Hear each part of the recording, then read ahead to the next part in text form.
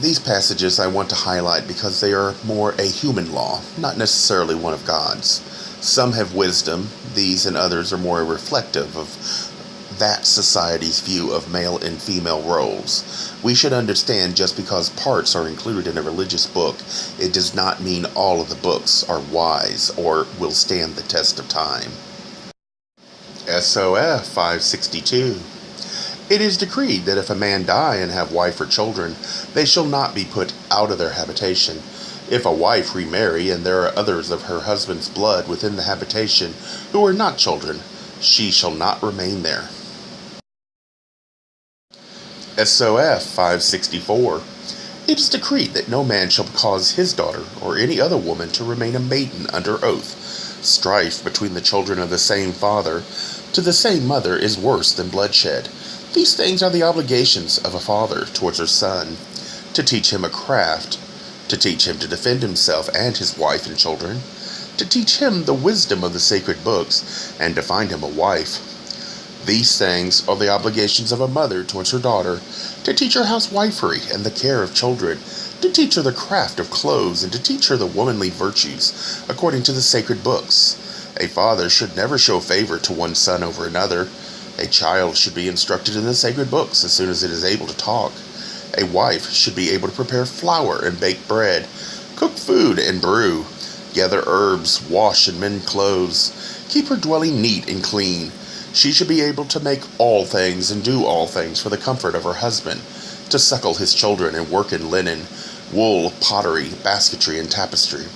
If she brought one maidservant for her father's house, she should give her the least important of the task. But no matter how many maidservants accompanied her, she should never neglect the care and upbringing of her children, or be idle. There is an excuse for the poor woman whose children are willful and unruly, but none for the rich woman who has all the time to devote to them. They and her husband are her greatest obligations and her most important concern.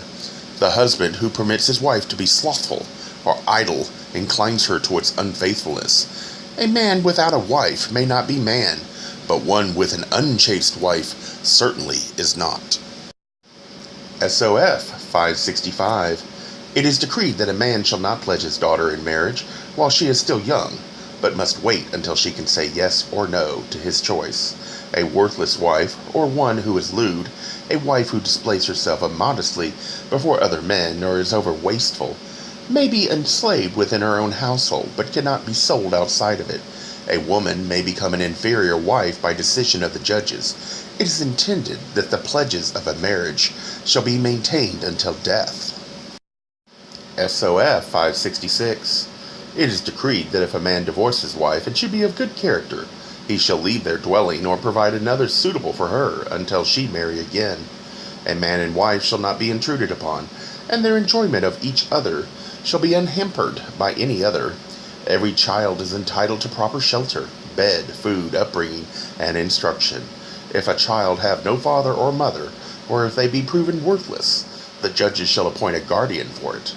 If an unmarried woman become with child, it shall be a disgrace upon her father, who shall be called before the judges. If she have no father, then her mother or her brothers, or the person having care of her.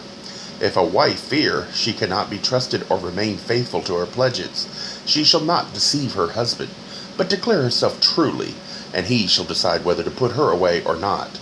If he decide to keep her, and she prove unworthy, her punishment shall be lessened. The punishment of an unfaithful wife is not only for the deed, but for the deception. I'm not interested in pushing this as a religion. I see it as good advice, but clearly some parts have little too much to do with earthly things. As with all things, your conscience is the best guide as to right and wrong, and it is the adults nearest the child who can best instill morality, not just by words, but deeds. The greatest obligation for adults, and especially parents, is to put a child's welfare above their own. As for the possible removal of a child from an unhealthy parents or family, one should understand to do so only to entrust the care to others of no better wisdom is a sin in my book. The doctor's oath says, above all, do no harm. A child's safety and security must be given highest priority. Anyone that places a child in jeopardy or stays silent while watching a child be mentally or physically abused may go unpunished on earth, but I would not call God just if he fails to hold the adults to account. You may be unsuccessful in protecting a child. All you can do is try, and if you can't, try and help lessen the damage. Earth is not a perfect place, and man's law is not the same as a moral law. To me, not teaching discipline or being too harsh is a sin, and no just God I would follow would ever forgive damage to the weakest, most defenseless of society. Wisdom and your own discipline should always guide you when dealing with children. You might also consider the fact that eventually you will be needing to be taken care of by them. If you've treated them badly, why should they bother to take care of you when you are needing help?